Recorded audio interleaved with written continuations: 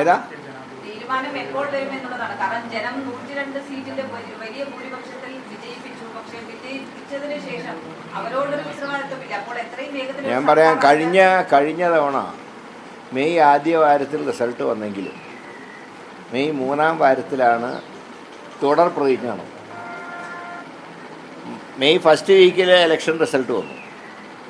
23 വരെ അന്ന് കാത്തിരുന്നു. എൻ്റെ ഓർമ്മ ശരിയാണെങ്കിൽ മെയ് 23-ാം തീയതിയാണ് കഴിഞ്ഞ തവണ സത്യപ്രതിജ്ഞ ചെയ്തത്. ഇതിപ്പോൾ 4-ാം തീയതി റിസൾട്ട് വന്നിട്ടേ ഉള്ളൂ. ഇന്ന് ഡേറ്റ് 8 ഉള്ളൂ. അപ്പോഴേക്കും ഇതിനത്ര തിരക്ക്.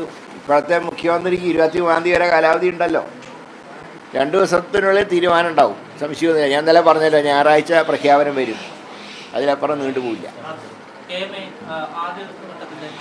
തീരുമാനമാണ് എംപിമാർ മത്സരിക്കേണ്ട എന്നുള്ളത്, അങ്ങനെ തന്നെ പോവുകയും ചെയ്തു. ഇപ്പോൾ നിലവിൽ ഒരു MP അല്ലെങ്കിൽ MLA അല്ലാത്ത ഒരാൾ മുഖ്യമന്ത്രി ആകണം എന്നുള്ള അഭിപ്രായം ചെയ്യുന്നുണ്ട്, അല്ലെങ്കിൽ ACCയുടെ അഭിപ്രായത്തിനൊപ്പം? അല്ല, ഞാൻ എൻ്റെ അഭിപ്രായം പാർട്ടിയിൽ പറഞ്ഞിട്ടുണ്ട്. എൻ്റെ നിയോജകമണ്ഡലത്തിലെ ജനങ്ങളുടെ വികാരം കൂടെ ഞാൻ കണക്കിലെടുത്തുകൊണ്ടുള്ള കാര്യമാണ് ഞാൻ പറഞ്ഞിട്ടുള്ളത്. പക്ഷേ ആരെ പാർട്ടി തീരുമാനിച്ചാൽ ഞാൻ അംഗീകരിക്കും. ജനവികാരം കണക്കിലെടുത്തുകൊണ്ടുള്ള ഒരു തീരുമാനം ഹൈക്കമാൻഡിൻ്റെ ഭാഗത്തുണ്ടാവും എന്നാണ് എൻ്റെ പ്രതീക്ഷ. എന്ത് തീരുമാനം എടുത്താൽ ഞാൻ അംഗീകരിക്കും. അല്ല, ഞാൻ പറഞ്ഞത് തീരുമാനം വന്നിട്ടില്ലല്ലോ. ഇപ്പോൾ നിങ്ങളുടെ ചോദ്യം കേട്ടാൽ എന്തോ MP-മാർ തീരുമാനം എടുത്തു എന്നുള്ള രീതിയിലാണ്. തീരുമാനം ഇതുവരെ വന്നിട്ടില്ല. ഹൈക്കമാൻഡിന് ഒരു ഓപ്പൺ മൈൻഡാണുള്ളത്. തീരുമാനം വരട്ടെ. ഒരു ഇഷ്യൂ ഇപ്പം ഇല്ല. ഞാൻ പറഞ്ഞു, നിലവിൽ ഒരു ഇഷ്യൂ ഇല്ല. എങ്ങനെ? ഞാൻ എൻ്റെ അഭിപ്രായം ഞാൻ പറഞ്ഞിട്ടുണ്ട്.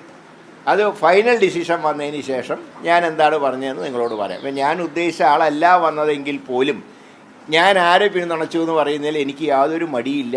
പക്ഷേ ഇപ്പോൾ അത് പറയേണ്ട നേരമായിട്ട്. ഞാൻ പറഞ്ഞു, നിങ്ങൾ തീരുമാനം വന്നില്ലല്ലോ, പിന്നെ ഇത് MP-മാരായി എന്നുള്ള മട്ടിൽ എന്തിനാ ചോദിക്കുന്നത്? തീരുമാനം വരട്ടെ, തീരുമാനം വന്നിട്ട് നമുക്ക് ആലോചിക്കാം.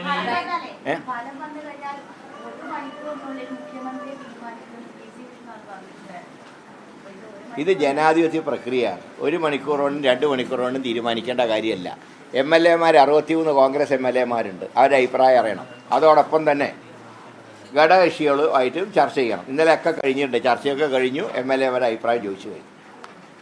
പക്ഷേ ഈ മുഖ്യമന്ത്രിയെ കണ്ടെത്തുന്നതിന് വേണ്ടി തെരുവിൽ കിടന്നവരെ ഈ രീതിയിൽ പരസ്പരം പോരടിക്കുന്ന ഒരു നില, അത് ജനങ്ങൾ... അല്ല, ഞാൻ പറഞ്ഞില്ലേ, ഫ്ലക്സിൻ്റെ വലിപ്പം നോക്കിയിട്ടല്ല മുഖ്യമന്ത്രിയെ തീരുമാനിക്കുക. അത് ചില ചിട്ടവട്ടങ്ങളൊക്കെ ഉണ്ട്, അതനുസരിച്ചേ നടക്കും. ഫ്ലക്സ് വെക്കാത്തവർക്കായിരിക്കും പരിഗണന. അതെനിക്ക് അറിഞ്ഞുകൂടാ. ഏതായാലും തീരുമാനം വരട്ടെ.